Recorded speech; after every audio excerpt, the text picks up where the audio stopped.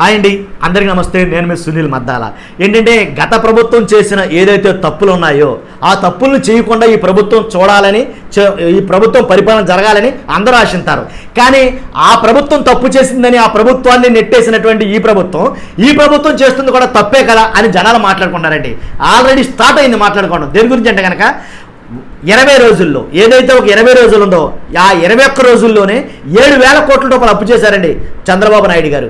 ఏదైతే జగన్మోహన్ రెడ్డి గారిని ప్రభుత్వాన్ని అప్పులు చేస్తున్నారు ఆంధ్రప్రదేశ్ మొత్తం కూడా మొత్తం అప్పు చేసి ఆంధ్రప్రదేశ్ జనాభాను అంతకంటే తాకట్టు పెట్టేస్తున్నారు అని రకరకాలుగా మాట్లాడినారా చంద్రబాబు నాయుడు గారు, తెలుగుదేశం నాయకులు కానీ అలాగే పవన్ కళ్యాణ్ కానీ ఎవరు మాట్లాడినా కానీ జగన్మోహన్ రెడ్డి గారు విచ్చలవిడిగా అప్పులు చేసేస్తున్నాడు, ఆయన చాలా అప్పులు తెచ్చేస్తున్నాడు, ఆంధ్రప్రదేశ్ని అప్పులు కుప్పలుగా మారుస్తున్నాడు అని మాట్లాడారండి. కానీ నారా చంద్రబాబు నాయుడు గారు అలా చెయ్యరు, సంపద సృష్టిస్తారు, కోకొల్లలుగా సంపద సృష్టిస్తారు అని అన్న జనాలు, అని అన్న నాయకులు, అని అన్న కార్యకర్తలు ఇప్పుడు ఏం జరిగిందంటే కనుక జస్ట్ 21 డేస్లో 3 వారాల్లో 7,000 కోట్ల రూపాయలు అప్పు చేశారండి. 1, 2 కాదు, 7,000 కోట్ల రూపాయలకు. దాని గురించి మొత్తం క్షుణ్ణంగా మనం వివరిద్దాం. ముందు చూస్తున్న మీరు అందరూ కూడా ఫస్ట్ ప్లీజ్ నాకు మోటివేషన్గా ఉంటుంది, లైక్ చేయండి. లైక్ చేసిన తర్వాత కొత్త వాళ్ళైతే కనుక మన ఛానల్ని పక్కాగా సబ్స్క్రైబ్ చేసుకోండి. ఎందుకు చెప్తానంటే పార్టీలకు అతీతంగా మన వీడియోలు అయితే వస్తాయి, ప్రజలకు ఉపయోగపడేది అయితేనే, దాంట్లో నిజం ఉందంటేనే మన వీడియో వస్తుంది. తర్వాత కొత్త వాళ్ళైతే కనుక సబ్స్క్రైబ్ చేయండి. అంతేకాదు మీకు ఇది అంటే వీడియో ఎండ్ వరకు చూసి మీ అమూల్యమైన అభిప్రాయాన్ని కామెంట్ రూపంలో తెలియజేయండి. చూద్దాం ఏంటంటే 21 రోజుల్లో 7,000 కోట్లు బాబుగారు అప్పు చేశారు. అసలు అప్పు అంటేనే నిప్పులాగా ఉండేటటువంటి బాబుగారు మరి అప్పు ఎందుకు చేశారు అర్థం కావట్లా. కాబట్టి అప్పు పేరు చెప్పి జగన్మోహన్ రెడ్డి గారిని కూర్చోదించిన ఈ ప్రభుత్వం మరలా అప్పులు చేయడానికి ఎందుకు సాహసం చేస్తుందో తెలియట్లా. సంపద సృష్టిస్తానన్నారుగా, మళ్ళీ అప్పులు చేయడం ఏంటి అని చాలామంది ప్రశ్నించుకున్నారు, చాలామంది మాట్లాడుకున్నారు. నిజంగా అప్పు చేశారన్న విషయం ఎవరో ఏదో కల్పిత మాటలు కాదు, కట్టుకథలు కాదు. రిజర్వ్ బ్యాంక్ ఆఫ్ ఇండియా RBIకి చంద్రబాబు నాయుడు గారి ప్రభుత్వమే చెప్పినటువంటి మాటలే ఇవి. చంద్రబాబు నాయుడు గారి ప్రభుత్వం రిజర్వ్ బ్యాంక్ ఆఫ్ ఇండియాకి తెలియజేసినటువంటి విషయాలు ఇవి. అప్పు కోసం వెళ్ళినటువంటి విషయాలనే అఫీషియల్గా చెప్పినటువంటి విషయం అన్నమాట. కాబట్టి RBI వెల్లడించిన చంద్రబాబు ప్రభుత్వం ఏంటంటే ప్రతి మంగళవారం వస్తే చాలు జగన్మోహన్ రెడ్డి గారు రిజర్వ్ బ్యాంక్ ఆఫ్ ఇండియాకి అప్పు కోసం వెళ్తారన్నారు. ఇప్పుడు చంద్రబాబు నాయుడు గారు ప్రతి మంగళవారం అప్పు కోసం వెళ్లాల్సి వస్తుంది. ఇది వాస్తవం. కాబట్టి సంపద సృష్టిస్తాం పక్కన పెట్టి ప్రతి మంగళవారం బాబు గారు అప్పు కోసం వెళ్లాల్సి వస్తుంది. ఎందుకన్నానండి, అప్పులే సంపద సృష్టి అనుకున్నారా బాబు గారు? అంటే అప్పులు తేవడమే అది కూడా ఒక రకమైన సంపద సృష్టి అని అంటే కనుక నేను ఏం చేయలేను ఇంకా దాని గురించి. తర్వాత ఈ నెల 25న 2,000 కోట్లు, వచ్చే నెల 2న 5,000 కోట్లు తీసుకోబోతున్నారు. ప్రతి రాష్ట్రం, మన ఆంధ్రప్రదేశ్తో సహా ప్రతి రాష్ట్రం సెక్యూరిటీలు, ఏదైతే సెక్యూరిటీ బాండ్లని సెక్యూరిటీలు ఉంటాయో వాటిని అమ్మడం ద్వారా అప్పులు చేయడానికి వెసులుబాటు కల్పిస్తుంది కేంద్ర ప్రభుత్వం.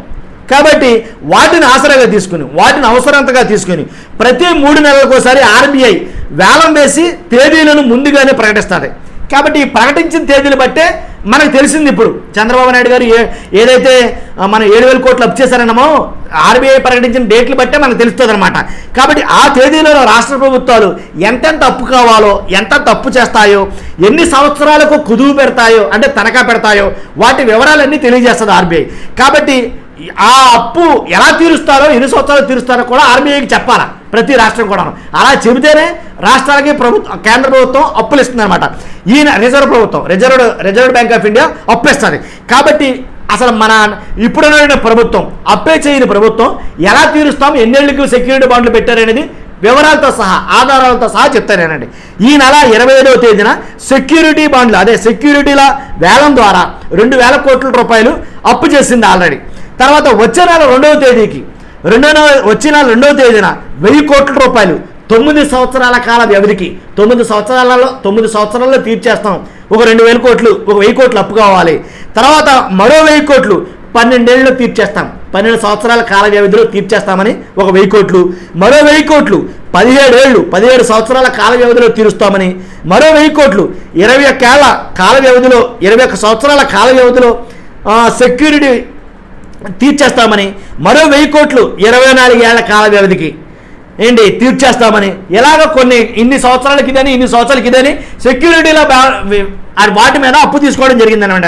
కాబట్టి మిగిలిన అసలు ఈ 2 ఏదైతే 21 రోజులకే ఇన్ని తిప్పలు పడితే 21 రోజులకే ఇన్ని వేల కోట్ల రూపాయలు తీసుకురావడానికి సెక్యూరిటీల బాండ్లు తాకట్లు పెట్టి ఆర్బీఐ దగ్గర అప్పు తెస్తా ఉంటే అసలు ఏంటి, ఒక పెన్షన్ పథకానికి లేదా చిన్న ఏదో ట్రెజరీ జీతాల కోసమే ఇన్ని అప్పులు చేస్తే రానున్న పథకాలన్నీ అంటే ఇవ్వాల్సిన పథకాలన్నీ రానున్న రోజుల్లో ఇవ్వాల్సిన పథకాలన్నీ ఇవ్వడానికి, అలాగే ఆ పథకాలన్నీ అమలు చేయడానికి ఎన్ని లక్షల కోట్ల రూపాయలకు అవసరమవుతాయో, నిజంగా ఎన్ని అప్పులు చేయాల్సి వస్తుందో.